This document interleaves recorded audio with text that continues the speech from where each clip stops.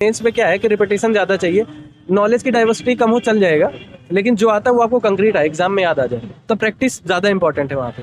और उसके अलावा एक टीचर थे, उन्होंने बहुत लंबा डायलॉग लिया अपना क्वेश्चन पुटअप करने में मुझसे। मुझे लगता है कम से कम 2.5 से 3 मिनट लिए होंगे उन्होंने। सर सबसे पहले सर अपना नाम बताइए, आपका एजुकेशनल बैकग्राउंड क्या था उसके बारे में बताइए आप। तो मेरा नाम शीतला प्रसाद मिश्रा है। मैंने इलाहाबाद विश्वविद्यालय से ही बीएससी की, उसके बाद पत्रकारिता जनसंचार में मैंने एमए किया है। तो वर्तमान में आरओ 2021 की परीक्षा में चयनित हूँ, और हालांकि अभी ज्वाइन नहीं हुआ है। एंड सर आपका ऑप्शनल एंड मीडियम क्या है? हिंदी मीडियम था मेरा, और मेरा वैकल्पिक विषय हिंदी साहित्य ही था। सर आप बेसिकली तैयारी कब से कर रहे हैं एंड सोर्सेज क्या थे, कोचिंग वगैरह ली थी या सेल्फ स्टडी की थी, क्या था आपका? नहीं, देखिए, मैंने कोचिंग ली थी, प्रॉपर मैंने कोचिंग ली, लेकिन सेल्फ स्टडी का अपना महत्व है। एक समय के बाद कोचिंग बहुत मदद नहीं कर पाती है। तो मैं तैयारी में 2017 से हूँ कंटिन्यूअस। तो यही है। यूपीपीसीएस की सर क्या हिस्ट्री रही आपकी? यूपीएससी की भी कोई अटेम्प्ट देते हैं थे आप? आरओ में वो आप हिस्ट्री बताइए आप क्या। देखिए, यूपीएससी के मैंने 2 अटेम्प्ट्स लिए कंसेक्यूटिव। अब मेरे प्रीलिम्स नहीं हुए, तो मैंने यूपीएससी ड्रॉप करा। 3 साल तक मैंने यूपीपीसीएस दिया। पहले में मेरा प्री नहीं हुआ, दूसरे में मैंने मेंस लिखा, तीसरे में साक्षात्कार देने आया हूँ। आरओ को दो दिए, दोनों के मेंस लिखे, और आरओ 2021 में सेलेक्ट हूँ। सर अभी आप इंटरव्यू दे के आ रहे हैं, तो बेसिकली क्या वहाँ पे क्वेश्चन पूछे गए? पैनल बहुत कूल था। बस ये है कि मुझे लगता है कि ज्ञान से ज़्यादा वो साइकोलॉजी टेस्ट कर रहे हैं, क्योंकि बीच में कलराज सर जो हमारे वो थे चेयरपर्सन, वो बीच में 2 बार उठ के गए। और उसके अलावा एक टीचर थे, उन्होंने बहुत लंबा डायलॉग लिया अपना क्वेश्चन पुटअप करने में मुझसे। मुझे लगता है कम से कम 2.5 से 3 मिनट लिए होंगे उन्होंने। तो शायद वो मेरा कंसंट्रेशन का लेवल समझ रहे हो। बाकी मुझसे ऑप्शनल या वैकल्पिक विषय के प्रश्न नहीं पूछे गए, और जर्नलिज्म से सबसे ज़्यादा क्वेश्चन पूछे गए।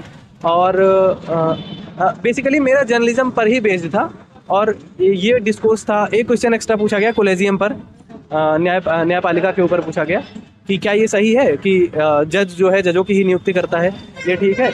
वर्तमान में सुप्रीम कोर्ट में जजों की संख्या कितनी है, ये मुझसे पूछा गया, एक फैक्ट वाला क्वेश्चन। और मुझसे ये पूछा गया कि लोक सेवा आयोग की स्थापना कब हुई। तो मैं एग्जैक्ट डेट नहीं बता पाया, एग्जैक्ट टाइम ईयर नहीं बता पाया। तो उन्होंने मुझे ऑप्शन दिया आज़ादी के पहले, आज़ादी के बाद में। तो मैंने बताया कि सर आज़ादी के पहले हुआ था। और मुझसे पूछा गया कि यूपीपीएससी जो है कि गठन की बात संविधान के किस अनुच्छेद में है। तो ये मुझसे प्रश्न पूछा गया। और मुझसे डेटा लोकलाइजेशन पे पूछा गया, और डेटा प्राइवेसी पर पूछा गया कि कुछ लोग ऐसे हैं जो दुनिया भर की जो मीडिया है, सोशल साइट्स, उनको अपना डेटा देने में बहुत सहज महसूस करते हैं, लेकिन जब यही डेटा सरकार को देना होता है तो वो प्राइवेसी की बात करते हैं, आर्टिकल 21 की बात करते हैं। तो आप एज ए ब्यूरोक्रेट जो है इसको कैसे देखते हैं, और क्या करेंगे इसके लिए कि लोग अपना डाटा दें? तो एक प्रश्न ये था। तो मेरा कुल मिला के जो साक्षात्कार था वो जर्नलिज्म पे ही बेस्ड था। सर कुछ ऐसे क्वेश्चन करंट अफेयर बेस्ड और सिचुएशन बेस्ड क्वेश्चन सिचुएशन दी गई हो आप? सिचुएशन बेस्ड क्वेश्चन नहीं थे, करंट अफेयर्स बेस्ड क्वेश्चन था। ये क्या कहते हैं, अभी जो ग्लोबल इन्वेस्टर समिट हुई उसके डाटा पूछे गए मुझसे, ये था एक क्वेश्चन।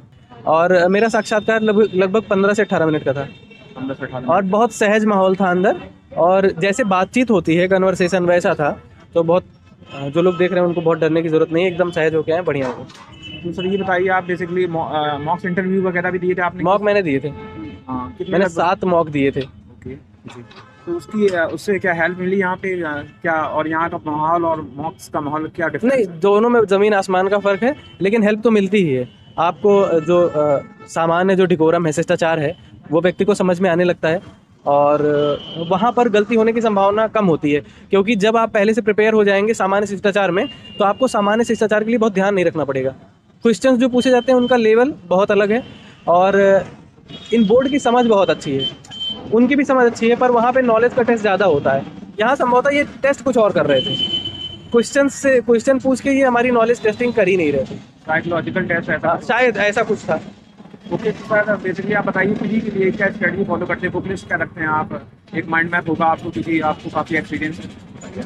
देखिए, स्टेट पीसीएस के लिए, जहाँ तक स्टेट पीसीएस की बात है, यूपीएससी स्टेट पीसीएस दोनों, तो यूपी पीसीएस के लिए थोड़ा सा अलग पढ़ना है, यूपीएससी के लिए थोड़ा सा अलग पढ़ना है। स्टेट पीसीएस का भी मैं बता देता हूँ कि जो स्टैंडर्ड बुक्स हैं, पॉलिटिकल लक्ष्मीकांत और स्पेक्ट्रम किताब पढ़ी जा सकती है, और क्विक बुक मैंने रेफ़र किया था, दृष्टि की क्विक बुक हिस्ट्री के लिए। और इकोनॉमी के लिए यूपी में बहुत कुछ नहीं पूछा जाता, करंट अफेयर्स जो है आप अपडेट रहिए। ज्योग्राफी के लिए मैंने कुमार गौरव सर के नोट्स पढ़े थे, और महेश बड़वाल कभी कभी कर लेता हूँ। मैपिंग का पोर्शन बहुत इंपॉर्टेंट है, वो मैं करता हूँ, जहाँ से जो भी मिल जाता है मुझे जिस सोर्स से, वो कर लेता हूँ। करंट अफेयर्स के लिए ई दृष्टि दृष्टि आती है घटना चक्र की किताब, वो और घटनासार, ये दोनों मेरे मेरे ख्याल से मोर देन इनफ है। लेकिन कोशिश करें कि मंथली मैगजीन जो है पढ़ें, तो प्रतियोगिता दर्पण ले सकते हैं, क्रॉनिकल ले सकते हैं। यूपी स्पेशल विज्ञान के लिए लूसेंट पर्याप्त है, साइंस के लिए जी। यूपी स्पेशल एंड सीसेट, उसके लिए सर क्या करते थे आप? देखिए यूपी स्पेशल के लिए घटना चक्र प्रकाशन ही निकालता है एक चित्रात्मक प्रस्तुति, मैंने वो पढ़ लिया था। बाकी वाणी की एक पतली सी किताब आती है, वो मैंने कर लिया था। तो यूपी के लिए बहुत दिक्कत नहीं है, और ढेर सारे चैनल्स हैं। उत्कर्ष सर का चैनल है, मैंने उत्कर्ष सर के चैनल से थोड़ा सा यूपी स्पेशल पढ़ लिया था। तो यूपी स्पेशल में बहुत दिक्कत नहीं है। यूपी स्टेट पीसीएस के एग्जाम्स में कम आते हैं। हाँ, आरओ के एग्जाम में यूपी स्पेशल का पोर्शन थोड़ा ज़्यादा रहता है, तो जो आरओ की तैयारी कर रहे हैं उनके लिए ज़्यादा ज़रूरी है। यूपी पीसीएस में 3-4 क्वेश्चन होते हैं, पर अभी सिलेबस चूँकि बदल रहा है, संभावना ऐसी व्यक्त की गई है, तो संभवतः ये स्थितियाँ होंगी कि यूपी स्पेशल के क्वेश्चंस बनेंगे ज़्यादा। तो जो 3 सोर्स बताए वो मोर देन इनफ है। सर मॉक्स वगैरह भी दिए होंगे प्री के लिए, लगभग कितने दिए वो बताइए अगर दिए होंगे। देखिए मॉक जो है प्री के लिए पहले देता था, अब स्थितियाँ समझ में आ गई हैं मोटा मोटी। तो जो घटना चक्र है प्रीवियस ईयर पेपर, वो करता हूँ, उसकी नोट्स एक प्रॉपर छोटी सी नोट्स बना लें, वो करें, और आखिरी टाइम पे अपना समय नियोजित करने के लिए, प्रबंधित करने के लिए एक कोई भी टेस्ट सीरीज जो यूपी पीसीएस के हिसाब से हो उसको लगा सकते हैं। तो मैं आखिरी टाइम पे 1 या 2 टेस्ट सीरीज कर लेता हूँ। बाकी नाम सर यूपी पीसीएस के लिए कोई सी भी मार्केट में जो भी अच्छी है, जैसे ध्येय की हो गई, जीएस वर्ड की हो गई, दृष्टि भी ठीक है, थोड़ी डिटेल में रहती है। यूपी पीसीएस के लिए थोड़ा सा डिटेल्ड है वो। और इसके अलावा मंत्रा का है, मंत्रा का कर सकते हैं। तो कोई भी कर लीजिए, सारी टेस्ट सीरीज अच्छी है। सर मेंस के लिए क्या स्ट्रेटजी आपकी रहती थी जीएस के 4 पेपर के लिए? जी, बुक लिस्ट क्या रखते थे आप, वो बताइए आप। देखिए बुक लिस्ट, बुक से मैंने बहुत ज़्यादा पढ़ा नहीं है, नोट्स अपनी प्रॉपर बना ली। जो मैंने बुक्स आपको बताई, लक्ष्मीकांत और ये सारी बुक्स जो मैंने बताई आपको, उन्हीं में से मैंने सिलेबस वाइज नोट्स बना लिए। जो नोट्स नहीं बन पाए मेरे बुक से, उनको मैंने डायरेक्ट गूगल पर सर्च करके बनाया। और एक प्रॉपर छोटी सी नोट्स बनानी है। मेंस में क्या है कि रिपीटेशन ज़्यादा चाहिए, नॉलेज की डाइवर्सिटी कम हो चल जाएगा, लेकिन जो आता है वो आपको कंक्रीट है, एग्जाम में याद आ जाए। तो प्रैक्टिस ज़्यादा इंपॉर्टेंट है वहाँ पे। सर जीएस 4 पेपर एथिक्स का, उसके लिए थोड़ा स्पेसिफिक बता दीजिए क्या कैसे तैयार। जीएस 4 के लिए कुछ नहीं करना है। जीएस 4 के लिए आप डेफिनेशन सारी रट लीजिए, सिलेबस है टू दी पॉइंट, एक एक डेफिनेशन उसकी आप क्रैम कर लीजिए, याद कर लीजिए, उसके एग्जाम्पल्स याद कर लीजिए आप, है ना। और एग्जाम्पल्स थोड़े से करंट के हों तो ज़्यादा अच्छा है। और बाकी जो क्या कहते हैं कनेक्टेड टॉपिक है, इंटर कनेक्टेड टॉपिक, उसको पढ़ते रहें। जैसे गवर्नेंस का टॉपिक भी इसमें है, तो वो भी इंटर कनेक्ट करके जीएस 2 से उसको कनेक्ट करके पढ़ते रहें। तो जीएस 4 के लिए समस्या नहीं है, पर जीएस 4 में एग्जाम्पल्स अगर आपके साथ ठीक होंगे और परिभाषाएं ठीक होंगी और थोड़ी प्रस्तुतिकरण का तरीका अगर थोड़ा ठीक है, तो मुझे लगता है कि जीएस 4 बहुत अंकदायी विषय है। तो जनरल हिंदी एंड ऐसे पेपर भी मेंस में होता है, उसके लिए आपने सोर्सेज क्या रखे थे? देखिए मैं आरओ की तैयारी करता था, तो जनरल हिंदी का पेपर मेरा ठीक तैयार है, मेरे मार्क्स जनरल हिंदी में अच्छे आते हैं। बुक लिस्ट ऐसे में उसकी हिंदी की नहीं, देखिए बुक लिस्ट तो बहुत लंबी चौड़ी थी मेरे पास, लेकिन सब पढ़ता नहीं था ना। तो मैं पीएन पांडे सर की कोई टॉपिक मैंने पीएन पांडे सर से पढ़े हैं, कोई वासुदेव नंदन सर से पढ़े हैं ना। तो और बाकी जो सबसे ज़्यादा जहाँ पे मैंने काम किया है वो है घटना चक्र की, आरओ की आती है, वो मैंने पढ़ लिया। और एस कुमार सर, हाँ हिंदी के लिए अगर मुझे कहा जाए सामान्य हिंदी के लिए, तो एस कुमार सर के जो नोट्स है पत्र लेखन वाले और गद्य की व्याख्या वाले, वहाँ से मैंने किए। और ऐसे के लिए मैंने कहीं से नहीं किए, विकास कीर्ति सर की मैंने क्लास की थी, तो वो वहाँ से कर लिया, हो गया वहाँ से। फिर सर आंसर राइटिंग के लिए थोड़ा बता दीजिए आप।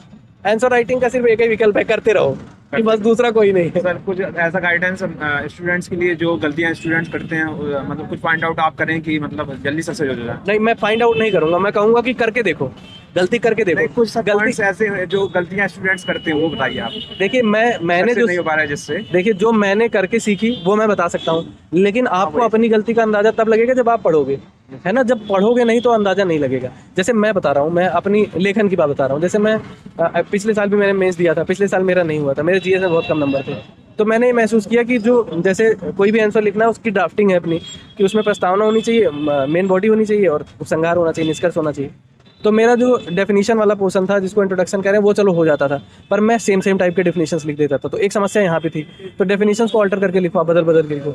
मेन बॉडी अगर आपका तैयार है तो मेन बॉडी पे समस्या होती ही नहीं। निष्कर्ष में ध्यान रखना है कि वे फॉरवर्ड होना चाहिए। निष्कर्ष में ये नहीं होना चाहिए कि प्रश्न को ही आप छाप दें कि इस आधार पर कहा जा सकता है कि ठीक है, ये थोड़ा गलत है। Way forward, as a bureaucrat थोड़ा आपको आगे सोचना है। तो कुछ भी वो बात नहीं जो प्रश्न में लिखी है, उस बात को सपोर्ट करती हुई कोई एक बात लिख देनी है। तो मैंने ये समझा, हो सकता है किसी और की कुछ और समस्या हो, पर वो करेगा, लिखेगा, प्रैक्टिस करेगा, तब समझ आएगी।